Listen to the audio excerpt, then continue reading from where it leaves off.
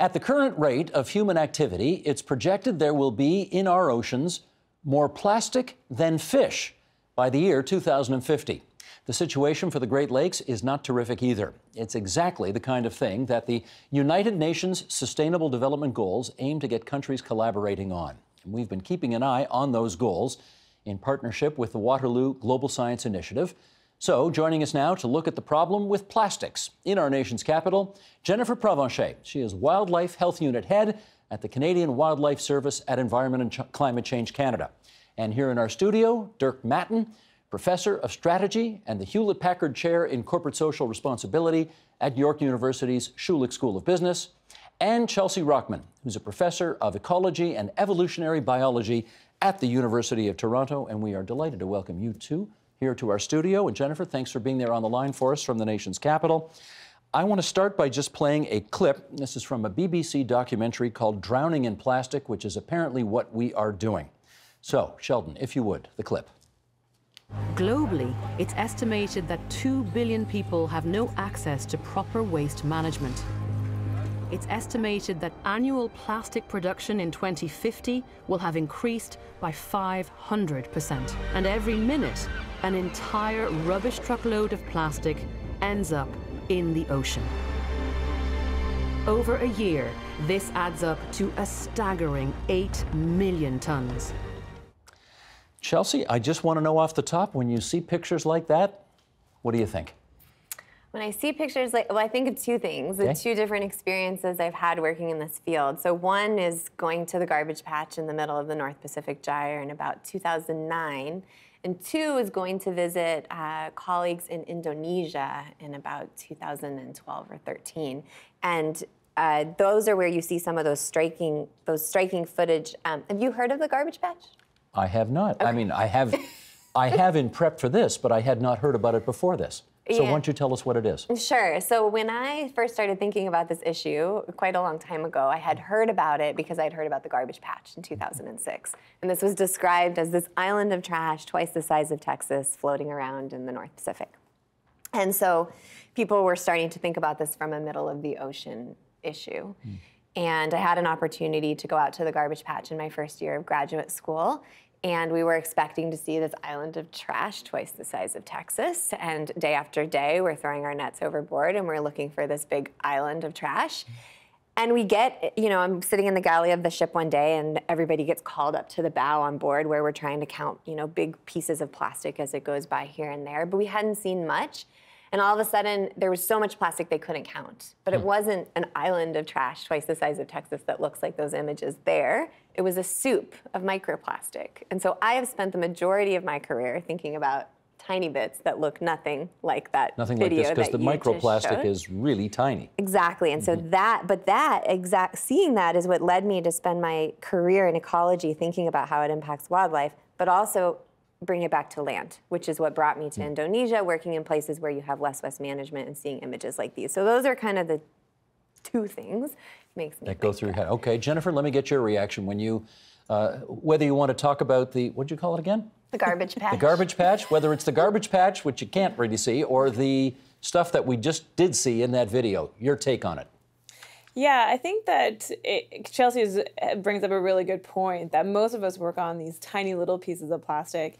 And when I see images like that, I also think of two things. So the first thing is that I work mostly in northern Canada and in Arctic Canada. So you can imagine way up in the Northwest Passage, the Lancaster Sound area. And part of my work actually is working with Indigenous hunters, Inuit hunters in the region, and collecting birds. And I look in their stomachs for all those little bits of plastic that Chelsea's talked about. And there's one species, the northern fulmar, which is highly, related to the albatross, where it kind of, flies over the ocean looking for little bits of things to eat and picks up those plastics. And even in the Arctic, in Canada's Northwest Passage, 85% of these birds actually have plastics accumulated in their stomach.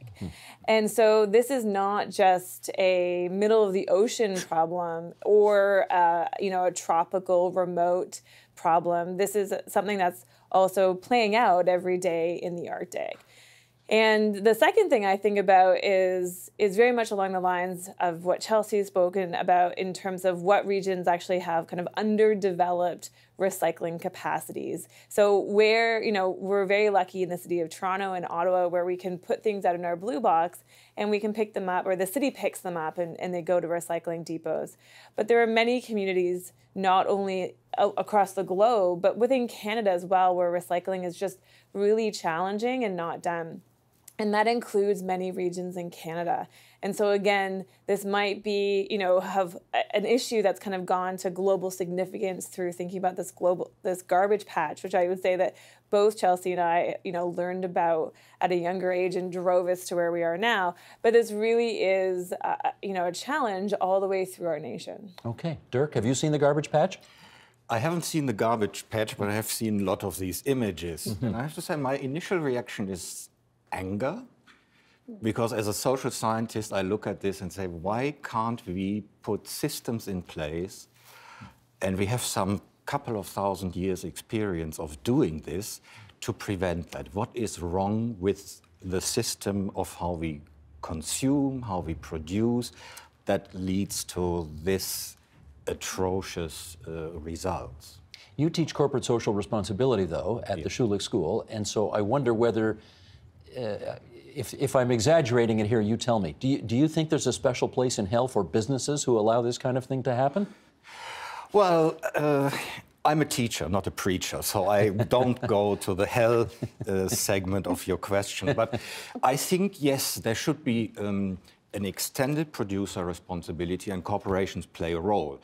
And it's not just that makes, of course, the complexity of the issue, because it isn't corporations who throw these bottles into the ocean. It's the consumer, often by lack of alternatives, as we saw in the clip, in countries where there is no recycling system, no waste management system as yet in place. But I think we have to make a strong collective effort, and yes, business is part of the problem and luckily can also be part of the solution. Indeed, which we'll talk about during the course of our conversation. Do you, as you look at these kinds of pictures, do you want to blame one particular group over another as being responsible for the state of our waters? If we could, maybe it would be easier, but I think the problem is that the full life cycle of plastic goes from the production of a pellet to it melting down into a product, to it being sold to a consumer, to it being thrown into a waste management system if one exists, to then maybe it leaking and going into the environment or being littered. So I think every section of that life cycle has a job to do, and we all have a job to do. And so if there was one person I could blame, that'd be great. But I think doesn't the work reality, that way. No, it's complex. Jennifer, given the fact that we are Canada, and we have an enormous, given the size of our country, we have an enormous amount of water that we are surrounded by on almost all sides. Do we have a greater role or responsibility to play in fixing this? I think that our responsibility is not equal to our coastline. It's more complex than that. So you can imagine that we have responsibility because, our coastline and our population and our industry and our technologies and our different systems of regulations. You can imagine an island nation like Fiji. Well, they're 100% coastline, and yet they're a very small portion. We can't divvy up responsibility just based on coastline.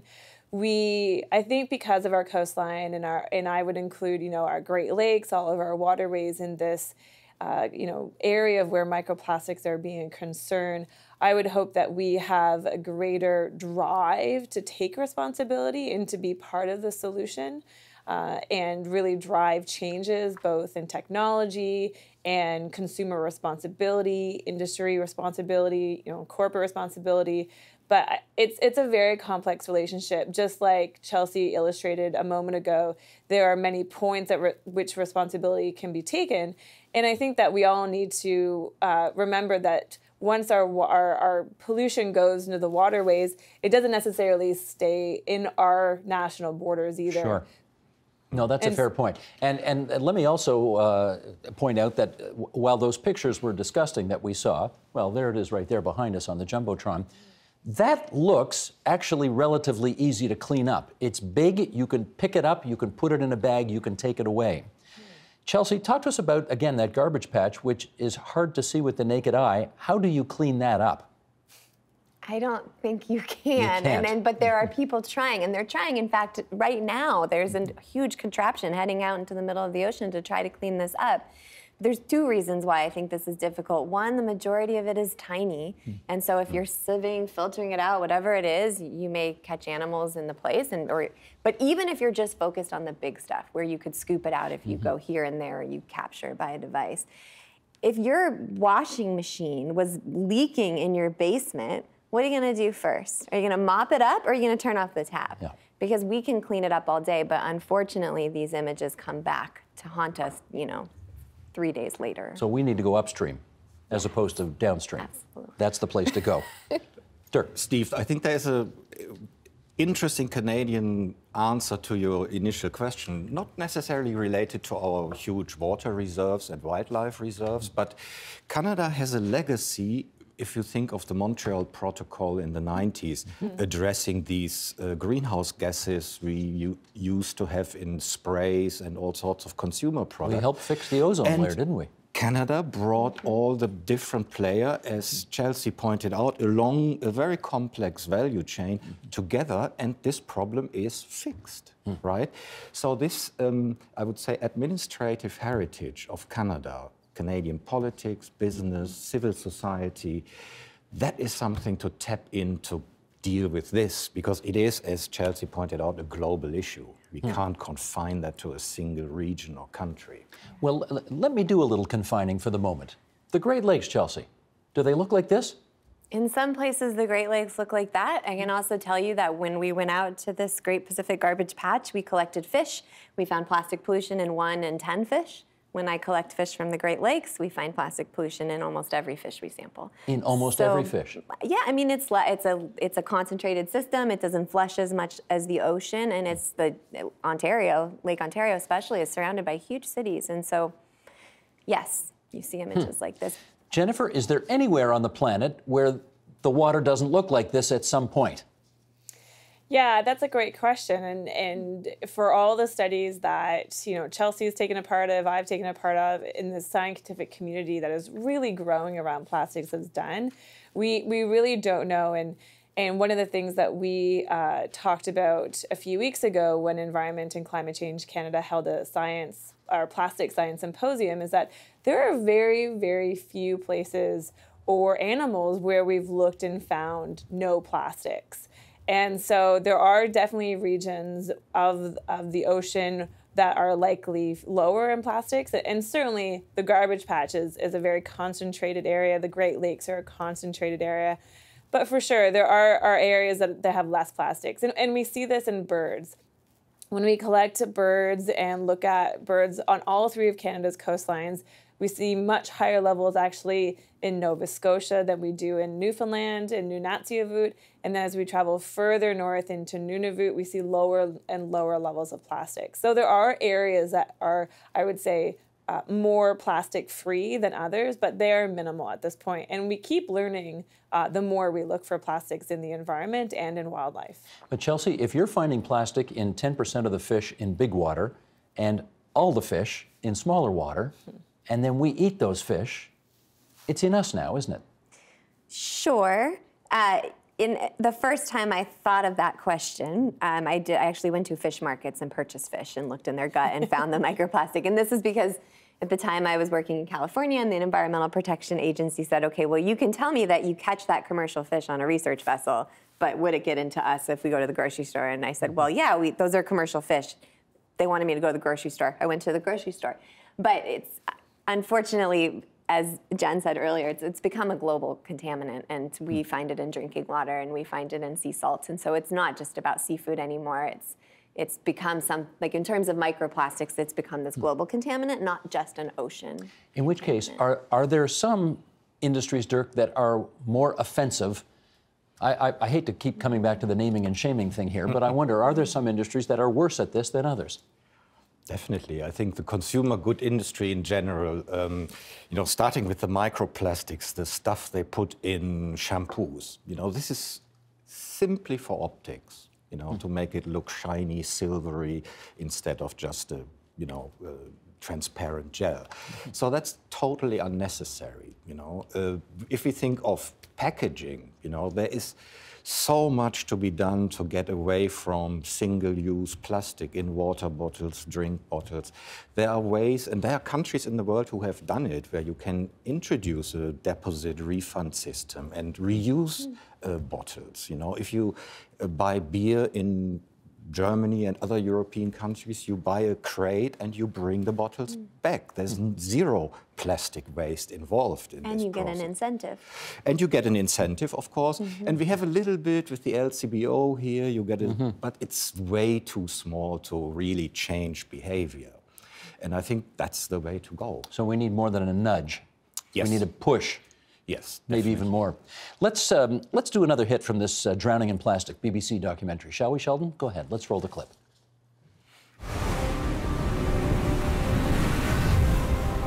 The fishing industry puts more plastic in the sea than any other sector. And nearly every net, rope and line used in commercial fishing is made of plastic. Over 1 million tons of plastic fishing gear is lost or dumped at sea each year. And the consequences for marine life are catastrophic.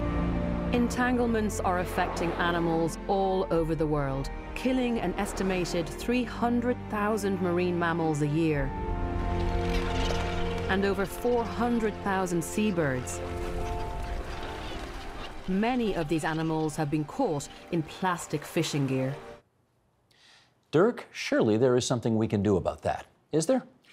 I think we have basically 3 options. One is technology, move into biodegradable, scale up chemical recycling, but there are limits to that. It won't be a technological fix. And the second option is we can do voluntary initiatives by businesses in partnership with civil society organizations like Jennifer's and academia. And these things exist. Just this year, there have been new initiatives by H&M, Coca-Cola, Unilever.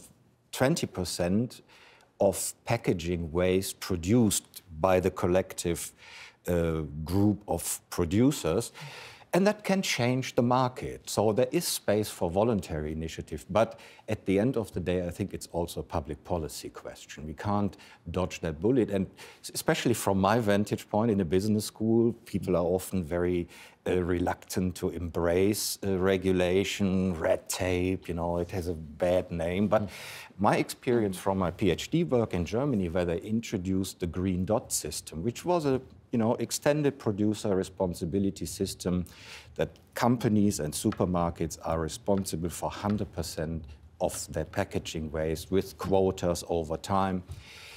And once business sees it's inevitable and this plastic pollution of the ocean problem is coming our way, there is no way to escape it. Regulation, public policy has 2 big advantages. First, it creates a level playing field. I don't know if you remember when one supermarket chain in Canada started to charge for plastic bags. Now, that's a risky thing because convenience shoppers, they might just go to your competition. You can't just offload that on individual businesses. That's just too risky. So it creates a level playing field, and second, it reduces risk and uncertainty. And that's the killer for most thriving businesses. So if government, and at the time in Germany, business then, when they saw it was inevitable, said, give us a strict law, do it, but give us a planning horizon of 15 years. Then we can adapt, then we can put reverse logistic in place, we can set up these refund systems and put investment in it if we have a planning security around these issues. So I think there is a space for public policy, and these days has to be done collaboratively. Well, let me go to Jennifer on that then. Can you tell us whether there are efforts underway right now, either within the Government of Canada or beyond, to go plastic-free, to actually eliminate plastic? Well, there are a few things there I want to clarify. One thing that we're thinking about in the Government of Canada is we're thinking about zero plastic pollution. not plastic free. And so we are focusing on, circular economies. Plastics have lots of really, useful advantages to them. There's lots of benefits to them. And so we're not thinking about zero plastics, but there are whole teams of people thinking about zero plastic pollution. And we have teams that are with the Plastics Initiative and thinking about how we do this through kind of international partners. We have systems within the government who are looking at, again, plastic pollution-free, procurement within the public service. There are lots of different ways that the current government is thinking about it, both within Environment Canada as well as DFO, Transport Canada, all of the different departments. And our minister under Environment and Climate Change Canada is very passionate and dedicated to this. And so absolutely, the Government of Canada is looking at ways to reduce our plastic pollution and really minimize the leakage to the environment, promote the circular economy, and drive innovation for the benefit of everybody through zero plastic pollution. I guess, Chelsea, I'd want to know whether you see that people are really seized of this issue. People who are in a position to make a difference on it care enough about it to do something about it. Are you seeing that? Yeah, I mean, I would say a couple of things. Dirk made a comment, one of the first or second things you said about the Montreal Protocol. I mean, there is an international conversation going on right now. Actually, next week in Geneva, they're having the second ad hoc working group on plastic pollution to discuss. You mentioned a couple options, and the fourth option to add to what you said that is being considered is an international agreement. So if we talk about policy changes, regulation, whatever it is, an international agreement has so much teeth as you give it. But they're discussing whether or not we need an international agreement for plastic pollution. And there's lots of people in the room having that conversation. I'd say Canada is one of the countries that have been leading some of that conversation, but also the Ocean Plastics Charter that recently started with the G7. And so there's certainly a lot of people coming to the table, yes, but it's complex. So the question is, are we going to do enough? Well, it's complex, but I don't want to give people the sense that it's hopeless. You look at these pictures and you can get the sense that it's hopeless, but I don't want to give people false hope either if not much is happening. So where are we? Where are we? Yeah. That's a tough one. I'm going to pivot a little bit. Where are we between hopelessness and false hope? So where I'm hopeful is, let's say we had an international agreement, and I'd really be interested in your opinion on this because this is something you probably think about more than I do, but let's say we had an international agreement on plastic pollution that started tomorrow. And Jen and I actually wrote a paper about this with several other colleagues, many of which are from Canada, suggesting, let's say we had one that was similar to the Paris Agreement. So every economy that signs on has to say, we're going to reduce our plastic pollution emissions by X percent, say 25%. Now, there's no one silver bullet solution to plastic. So unlike the Montreal Protocol, it'd be hard to say, let's just ban this material completely. But if you said you have to reduce by this much, there's all kinds of different mitigation strategies. You choose, from our toolbox what you're going to do, and you make that reduction. You'd see policies being put in place if we had to meet these standards or goals or whatever it is. So voluntary agreement is one thing, and there is a Clean Seas Agreement right now with UNEP, or UNE, but I would be curious to know what you think about an international agreement with a little bit more teeth. We're down to our last minute, so you take it, Dirk, and tell us what you think.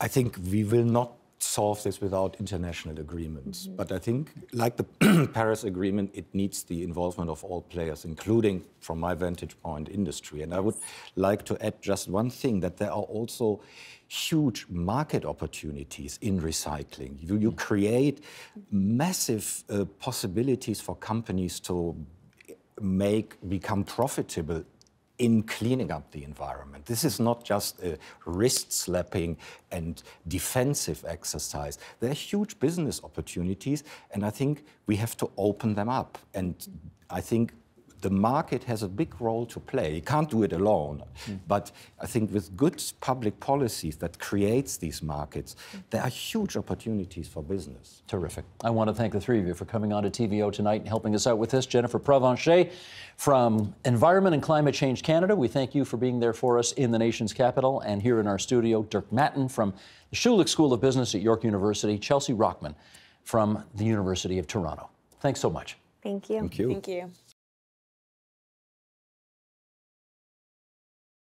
The Agenda with Steve Bacon is brought to you by the Chartered Professional Accountants of Ontario, helping businesses stay on the right side of change with strategic thinking, insightful decisions, and business leadership. Are you on the right side of change? Ask an Ontario CPA.